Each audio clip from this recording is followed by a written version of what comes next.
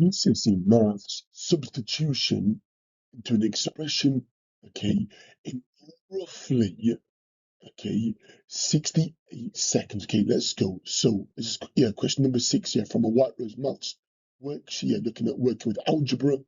Okay, so question 6. Okay, so a equals -3 and b equals 10.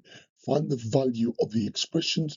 So AB, what does AB mean? Well, AB means A times B. So A multiplied by B, we're going to have -3 times 10. So -3 lots of 10 minus 3 multiplied by 10 is -30. Okay, because a negative times a positive makes a negative as a sign. Okay.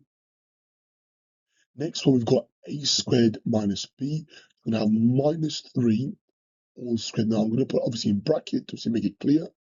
And then I'm going to subtract 10 or -10 or take away 10.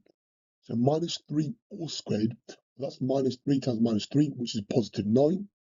Okay, we've got 9 subtract 10, 9 take away 10, 9 minus 10, I get -1. So A squared minus B, when A is -3 and B is 10, is -1 or -1. Okay, and that's how we substitute, okay, numbers into expressions. So the word substitute just means replace the letter with that number and do the appropriate algebraic operation.